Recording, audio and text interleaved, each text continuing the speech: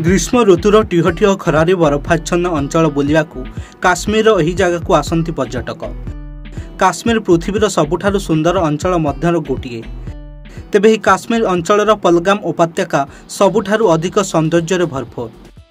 भूपृष्ठ ठारू 2130 मीटर उच्चतार अवस्थित यह पहलगाम उपत्यका प्रकृति प्रेमी एवं रोमांच खोजुथिबा लोकों पई एक स्वर्ग।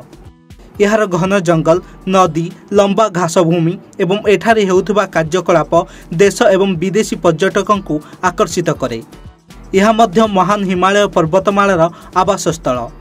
एठारे पर्वतारोहण, ट्रेकिंग, घोड़ा चालन, कैंपिंग एवं माछ धरिया भली अनेक कार्यकलाप होता है।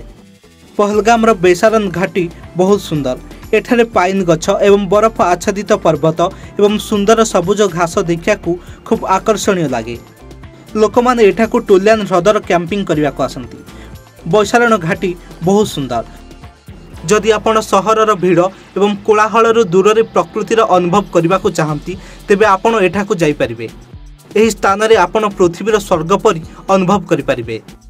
सेहीपरि आरो उपत्यका जम्मू एवं काश्मीर अनंतनाग जिले में अवस्थित।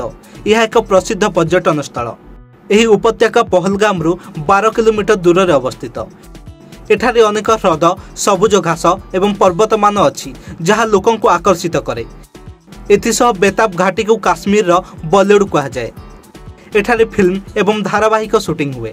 यह फोटोग्राफी पाई एक बहुत सुंदर स्थान अटे।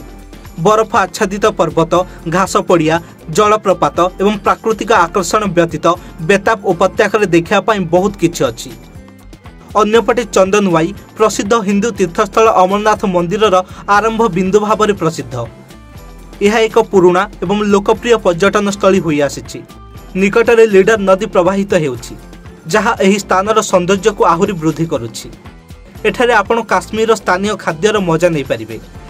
पहलगामर चारिपाखरे तारसर ह्रद, मार्शाल ह्रद, तुलियान ह्रद भली बहुत सुंदर पर्यटन स्थान रहिछि। एही सुंदर सहर भितर समग्र विश्वर सौंदर्य रही। एठारे एपरी अनुभव हुए जेपरी आपण प्रकृतिर कोଳରେ रहुछंती।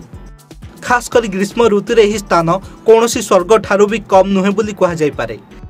एणु एठाकू ग्रीष्म ऋतुरे अनेक पर्यटक बुलिबाकू आसंती। किंतु निकटरे ही स्वर्ग बुलिबाकू आसिथिबा किछि पर्यटकंक पई यह जमपुर पालटि जाइछि। आतंकवादी गोली विनिमय 26 भारतीयों जीवन जाइछि।